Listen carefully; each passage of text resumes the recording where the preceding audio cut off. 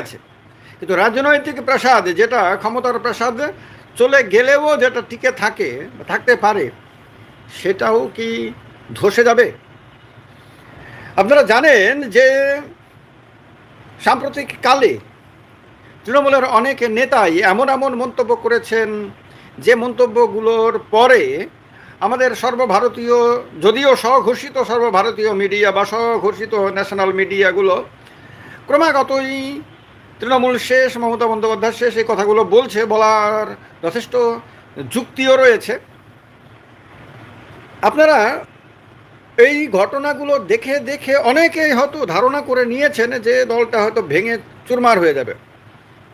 এবার আজকে এই ভিডিওতে আমরা বিস্তারিত আলোচনা করব যে আদতেই কি দলটা ভেঙে যাবে, আদতেই কি বিভিন্ন নেতাদের পদত্যাগের কারণে, কেউ পার্টি থেকে পদত্যাগ করছেন, কেউ বিভিন্ন যে নির্বাচিত সংস্থা সেখান থেকে পদত্যাগ করছেন, কেউ আছে কোনো জায়গা থেকেই পদত্যাগ করছেন না, কিন্তু উল্টোপাল্টা বলছেন, দলের বিরুদ্ধে কথা বলছেন, দলের নেতাদের বিরুদ্ধে কথা বলছেন। কেউ আছে আপনার কোনো কিছু বলছেন না, কিন্তু চুপি সারে বিজেপির সঙ্গে যোগাযোগ করছেন, বিজেপিতে যাওয়ার জন্য রাস্তা খুঁজছেন। এরকম নানান কিছুই আপনার বেরিয়ে আসছে, খুব বেশি বেশি করে বেরিয়ে আসছে। আর এগুলোর যেমন আপনার কয়েকজনের নাম একটু বেশি করে আলোচিত হচ্ছে, যার মধ্যে কাকলি ঘোষ দস্তিদার, যার আবার একটা ভিডিও এখন ইদানিং আবার ভাইরাল হয়েছে, আপনারা জানেন, নারদা সংক্রান্ত সম্ভবত।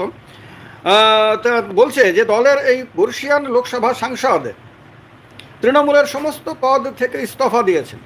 তিনি লোকসভার স্পিকারের কাছে চিঠি লিখে তৃণমূলের চিফ হুইপ কল্যাণ বন্দ্যোপাধ্যায়ের বিরুদ্ধে অসদাচরণের অভিযোগ এনে তার বিরুদ্ধে ব্যবস্থা নেওয়ার আর্জি জানিয়েছেন। নিজের দলের এমপির বিরুদ্ধে যদি আরেকজন এমপি স্পিকারের কাছে চিঠি লিখে অফিসিয়ালি দাবি জানায়, অভিযোগ করে, তাহলে পরিষ্কার বোঝা যাচ্ছে যে সেই এমপি তিনি বিদ্রোহী হয়ে গেছেন, তিনি আর দলের মধ্যে থাকবেন না। তিনি এখন তার রাজনৈতিক রাস্তাটা মানে আগের তুলনায় ভিন্ন বানিয়ে ফেলেছেন, অর্থাৎ তিনি অন্য রাস্তায় চলার ব্যাপারে সিদ্ধান্ত নিয়ে ফেলেছেন। এটা কাকলি ঘোষ দস্তিদারের ক্ষেত্রে একেবারে পরিষ্কার বোঝা যাচ্ছে। ডক্টর শান্তনু সেন সম্বন্ধে বলা হচ্ছে, দলের জাতীয় মুখপাত্রের পদ থেকে পদত্যাগ করেছেন প্রাক্তন এই রাজ্যসভার সাংসদ। তিনি স্পষ্ট জানিয়েছেন, দলের অভ্যন্তরে চলা ব্যাপক দুর্নীতি, আরজিকর কাণ্ড এবং নিয়োগ দুর্নীতির মতন বিষয়গুলোর পক্ষে তার বিবেক আর সাফাই দিতে রাজি না। বিবেক জেগেছে, তৃণমূল হারার ফলে অনেকেরই বিবেক জেগেছে, অনেকেই বুঝতে পারছেন যে তারা এতদিন ধরে ভুল জায়গায় ছিলেন, তারা যে সুযোগ সুবিধাগুলো নিয়েছেন সেগুলো তারা ভুল করেছেন, এটা তারা অনেকেই বুঝতে পারছেন। তো বোঝা যাচ্ছে যে তাদের মধ্যে শান্তনু সেনও একজন। সুখেন্দু শেখর রায় সম্বন্ধে বলছে, রাজ্যসভার এই তৃণমূল কংগ্রেস সাংসদ দলের শীর্ষ নেতৃত্বের ভূমিকা নিয়ে প্রকাশ্যে তার তীব্র অসন্তোষ ও ক্ষোভ প্রকাশ করেছেন। তো অরূপ চক্রবর্তী সম্বন্ধেও বলেছে যে কলকাতা পৌর সংস্থার পাবলিক অ্যাকাউন্টস কমিটির পদ থেকে এবং দলের মুখপাত্রের পদ থেকে ইস্তফা দিয়েছেন।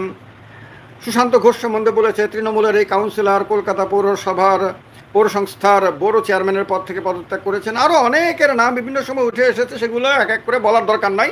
প্রাইমারিলি আমি শুধুমাত্র আপনার এগুলো জানাব। এর মধ্যে আবার বিজেপির একজন নেতাকে দেখলাম, তিনি সম্ভবত মুখপাত্র, এখন বিধায়কও হয়েছেন। তিনি আবার কাকলি ঘোষ দস্তিদারের ব্যাপারে বলেছেন যে আগে তৃণমূলে খেয়েছে, এখন যেহেতু আর তৃণমূলে খাওয়া সম্ভব না, এখন বিজেপিতে খেতে চাইছে। মানে বোঝা যাচ্ছে যে বিজেপির নেতারা এই যে ঘটনাগুলোকে কোন দৃষ্টিতে দেখতে শুরু করেছেন, এবং আবার মানে এটা পরিষ্কার যে বিজেপির মধ্যে এগুলো নিয়ে খুব আলোচনাও শুরু হচ্ছে। তা আমাদের মূল আলোচনা কিন্তু মমতা বন্দ্যোপাধ্যায়ের জনপ্রিয়তা কমে গেছে বা কমছে কিনা সেটা, এবং সেটা ভেরি ইন্টারেস্টিং, এবং আপনাদের সামনে আমি তথ্য দিয়েই যা বলবো। তার কারণে ভিডিওটা খুব ইন্টারেস্টিং হতে যাচ্ছে এবং খুব গুরুত্বপূর্ণ রাজনৈতিক দৃষ্টি থেকে, তার কারণে ভিডিওটাকে শেয়ার করতে বলবো।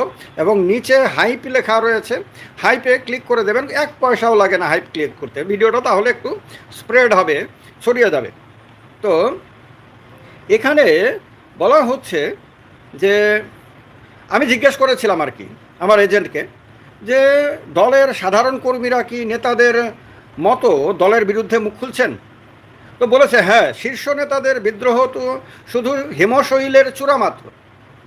আসল কথা কিন্তু আসবো, একটু অপেক্ষা করবেন। বলছে দলের সাধারণ কর্মী এবং নিচু তলার জনপ্রতিনিধিদের, যেমন কাউন্সিলর বা পঞ্চায়েত সদস্য, এটা খেয়াল রাখতে হবে, সাধারণ সমর্থক না কিন্তু দলের যারা পদাধিকারী, কেউ পঞ্চায়েতে কেউ মিউনিসিপ্যালিটিতে, মধ্যেও ক্ষোভ ও দলত্যাগের হিড়িক আরও মারাত্মক আকার ধারণ করেছে। তৃণমূলের একেবারে নিচু তলায় বা গ্রাউন্ড লেভেলে কার্যত ধস নেমেছে। এই কথাগুলো বলার পর আমি আপনাদেরকে পরিষ্কারভাবে বলবো যে তৃণমূলের ঘুরে দাঁড়ানোর কোনো সুযোগ রয়েছে কিনা, তথ্য দিয়ে বলবো, প্রমাণ সহকারে বলবো। আর এটা অত্যন্ত গুরুত্বপূর্ণ, কারণ যে কোনো গণতান্ত্রিক ব্যবস্থায় আমরা জানি যে যতটা গুরুত্ব শাসক দলের রয়েছে ঠিক ততটা গুরুত্ব বিরোধী দলেরও রয়েছে। এবং বিরোধী দল যদি দুর্বল হয়ে যায় তাহলে শাসক দল স্বৈরাচারী মানে রূপে আত্মপ্রকাশ করে এবং শাসক দল তখন আর তার দায়িত্ব ঠিক মতো পালন করার ব্যাপারে আগ্রহী হয় না। তাকে প্রবল প্রতিদ্বন্দ্বিতার মুখে রাখতে হয়, তার তীব্র সমালোচনা বিরোধী দলের তরফ থেকে করতে হয়। তাহলেই শাসক দল ভোট হারানোর, জনসমর্থন হারানোর ব্যাপারে টেনশনে থাকবে, তাহলেই সে মানুষকে গুরুত্ব দেবে, কারণ কেউই ক্ষমতা হারাতে চায় না। সুতরাং শুভেন্দু অধিকারী, শ্রমিক ভট্টাচার্যরাও কোনোভাবেই চাইবেন না যে বাংলার মাটি থেকে বিজেপি ক্ষমতা হারাক। তো তার কারণে তৃণমূল যত বেশি সক্রিয় হবে বা তৃণমূল, সিপিএম এবং কংগ্রেস সমেত যতগুলো বিরোধী দল রয়েছে তারা যত বেশি লড়াই আন্দোলন করবে, বিরোধিতা করবে, সরকারের কট্টর সমালোচনা করবে, সরকার এবং শাসক দল কিন্তু তত বেশি করে মানুষকে নিজের সঙ্গে রাখার ব্যাপারে উদ্যোগী হবে এবং জনমুখী সিদ্ধান্ত নেবে। এবং এটাও খেয়াল রাখবেন, যারা বিজেপির কর্মী সমর্থক রয়েছেন তাদের উদ্দেশ্যে বলে দিই, আপনার পার্টির কাছে আপনার দাম তখনই থাকবে বা ততক্ষণ থাকবে যতক্ষণ আপনার পার্টি ক্ষমতা হারানোর ভয়ে ভীত থাকবে। আপনার পার্টি যদি কখনো মনে করে নেয় যে আপনাকে ছাড়াও, আপনি কাজ না করলেও, আপনি সমর্থন না করলেও, আপনি দলের সঙ্গে যুক্ত না থাকলেও পার্টি ক্ষমতায় আসতে পারবে বা ক্ষমতা ধরে রাখতে পারবে বা পার্টি জিততে পারবে বা পার্টিকে কেউ হারাতে পারবে না, তাহলে কিন্তু আপনার পার্টি আপনাকে 5 পয়সারও দাম দেবে না, এটা মাথায় রাখবেন। তো এই কারণে এই ভিডিওটা যতটা গুরুত্বপূর্ণ তৃণমূলের সমর্থকদের জন্য, ততটা গুরুত্বপূর্ণ বিজেপির সমর্থকদের জন্য, ততটাই গুরুত্বপূর্ণ বাংলার সাধারণ মানুষের জন্য, ততটাই গুরুত্বপূর্ণ ভারতের যে কোনো জায়গা থেকেই আপনি দেখুন না কেন, সব্বার জন্য। তো এবার বলা হচ্ছে যে গণ ইস্তফা পৌরসভার নিয়ে তো ভিডিও হয়েছে, সেটা নতুন করে বলার ব্যাপার না। এখানে আইপ্যাকের কথা বলেছে, আইপ্যাকের বিরুদ্ধে তীব্র ক্ষোভ টোভ রয়েছে, এটা কোনো নেতা বলেছে, এটা নতুন করে বলার দরকার নাই। ডায়মন্ড হারবার মডেলের কথা বলে অনেকে সমর্থন মানে অসন্তোষ প্রকাশ করেছে, এগুলো বলার দরকার নাই। পৌরসভাগুলোতে প্রশাসনিক অচল অবস্থার কথা কেউ কেউ বলেছে, এটা অস্বাভাবিক কিছু না, কারণ রাজ্য সরকারে একটা দল রয়েছে ক্ষমতায় আর পৌরসভাতে আরেকটা দল। তো রাজ্য সরকারের কাছে যেহেতু বেশি ক্ষমতা, তো সে নন কোপারেশন করলে, মানে শাসক দল যদি অসহযোগিতা করে, তাহলে মিউনিসিপ্যালিটি, গ্রাম পঞ্চায়েত এগুলো চালানো একটু কঠিন হয়ে যায়। তো এই কারণে এই অচলাবস্থা ব্যাপারটা তো এটা রয়েছে। এবার কথা হলো আসল জায়গাতে আমরা চলে যাই। আমি যেটা বলেছি যে মমতা বন্দ্যোপাধ্যায়ের জনপ্রিয়তা কি কমছে। আপনারা প্রথমে একবার মমতা বন্দ্যোপাধ্যায়ের ফেসবুক পেজে এর তথ্যগুলো একবার দেখে নিন, এগুলো খুব ইম্পর্টেন্ট, কারণ আজকের দিন তো সোশ্যাল মিডিয়া কেন্দ্রিক। প্রধানমন্ত্রী নরেন্দ্র মোদী, তারপর স্বরাষ্ট্রমন্ত্রী অমিত শাহ, কংগ্রেস নেতা এবং leader of the opposition Rahul Gandhi, Suvendu Adhikari, Mamata Bandyopadhyay, সবাই এখন সোশ্যাল মিডিয়াতে চায় যে তারা যে সমস্ত কাজকর্ম করছে সেগুলো প্রচারিত হোক, মানুষ যাতে প্রত্যেক দিন জানতে পারে তাদের নেতা তাদের জন্য কি করছে। আমি যে তথ্যগুলো আপনাদেরকে দেব সেগুলো আজকের দিনে খুব ইম্পর্ট্যান্ট, কেননা মমতা বন্দ্যোপাধ্যায় সদ্য ক্ষমতাহীন হয়েছে, সদ্য তিনি মুখ্যমন্ত্রী থেকে প্রাক্তন মুখ্যমন্ত্রী হয়েছেন, তার বিরুদ্ধে ব্যাপক জনবিক্ষোভের কথা বলা হয়েছে, তার বিরুদ্ধে প্রবল অসন্তোষের কারণ কথা বলা হয়েছে, ব্যাপক অ্যান্টি এস্টাবলিশমেন্টের কথা বলা হয়েছে, মানুষ একেবারে ছুঁড়ে ফেলে দিয়েছে তাকে, এই কথা বলা হয়েছে বিভিন্ন সময়ে বিভিন্ন জনের মুখ দিয়ে। তো এই অবস্থাতে এই তথ্যটা খুব ইম্পর্ট্যান্ট, কারণ হলো 4 তারিখের পরে মমতা বন্দ্যোপাধ্যায় প্রকাশ্যে খুব বেশি না এলেও সোশ্যাল মিডিয়াতে অ্যাক্টিভ থেকেছেন। আর সোশ্যাল মিডিয়াতে তার অ্যাক্টিভ থাকার কারণে আমরা মোটামুটি জানতে পারছি যে মানুষ সোশ্যাল মিডিয়াতে তার প্রতি আগ্রহ দেখাচ্ছে, তার ভিডিও, তারপর তার যে বিভিন্ন পোস্ট সেগুলো দেখছে, সেগুলোতে মানুষ রেসপন্স দিচ্ছে। এইগুলো আমরা খতিয়ে দেখার চেষ্টা করছি, এগুলো খুব ইম্পর্টেন্ট। এতে বোঝা যাবে যে ভদ্রমহিলাকে কি বাংলার মানুষ বিদায় জানিয়ে দিয়েছে, যে টাটা বাই বাই, এখন আপনি অবসর নিন, বাড়িতে থাকুন, আর রাজনীতি দরকার নাই, আপনারা ঘুরে দাঁড়ানোর দরকার নাই, আপনাকে যা দেখার দেখে ফেলেছি, আপনি এখন আর প্রকাশ্যে আসবেন না, এটা মানুষ বলতে চাইছে। এখন 4 তারিখ তো রেজাল্ট আউট হয়েছে, 4 তারিখ পরিষ্কার হয়ে গেছে যে বাংলায় এবার আর মমতা বন্দ্যোপাধ্যায় সরকার থাকছে না, তৃণমূল কংগ্রেস বিরোধী দলে পরিণত হয়ে গেছে, বিজেপি প্রথমবারের মতো বাংলায় ক্ষমতায় চলে এসেছে। এবার ইন্টারনেট ডিস্টার্ব করেছিল, তো তার ফেসবুক পেজে সেই ভিডিওটা আপলোড করা হয়েছে। এখন আর ফেসবুক দেখার, তার কারণে কত ভিউ হয়েছে সেটা আপনাদেরকে এসেছে 1,82,000 1,82,000 রিয়াকশন এসেছে।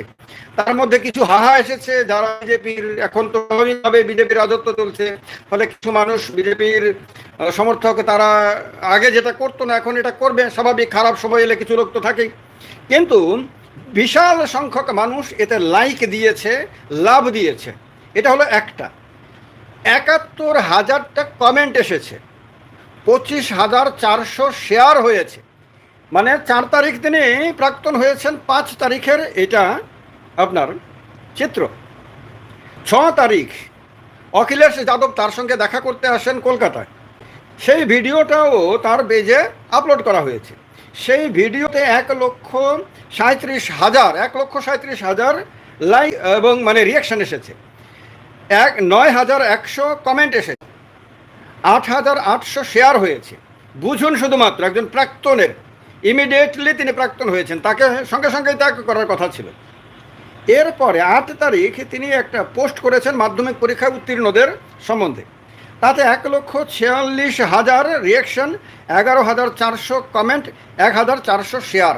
শুধু বুঝতে থাকুন, কারণ আমরা সোশ্যাল মিডিয়াতে এই জিনিসগুলোকে অত্যন্ত গুরুত্বের সঙ্গে দেখি, কারণ আমরা জানি যে সাধারণ মানুষ এখন তার সমস্ত ফোকাস সোশ্যাল মিডিয়াতেই দেয়, সেখানে সে আর এখন ওই সময় বড় বড় র্যালি ট্যালিতে সে যেতে আগ্রহ দেখায় না, সে এখন এখানেই তার মতামতটা জানিয়ে দেয়।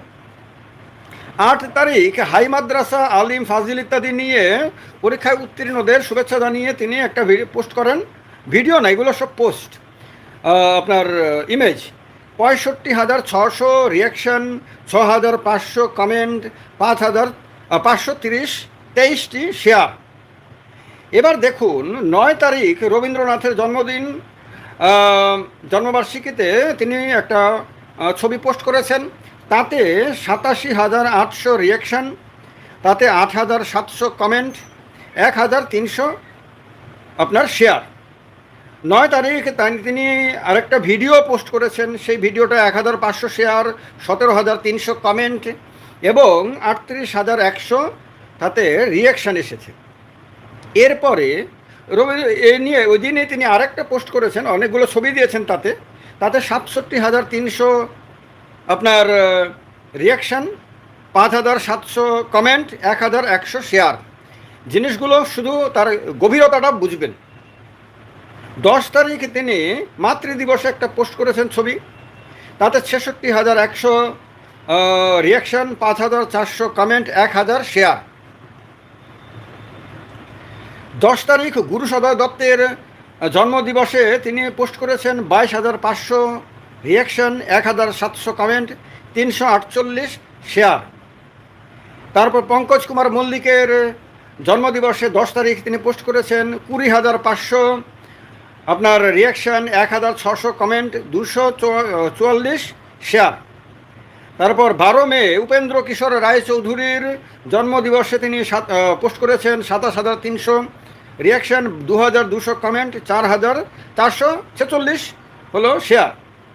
সুকান্ত ভট্টাচার্য প্রয়াণ দিবসে পোস্ট করেছেন 28,400 হলো, তাতে রিয়াকশন 2,400 কমেন্ট, 495টি শেয়ার।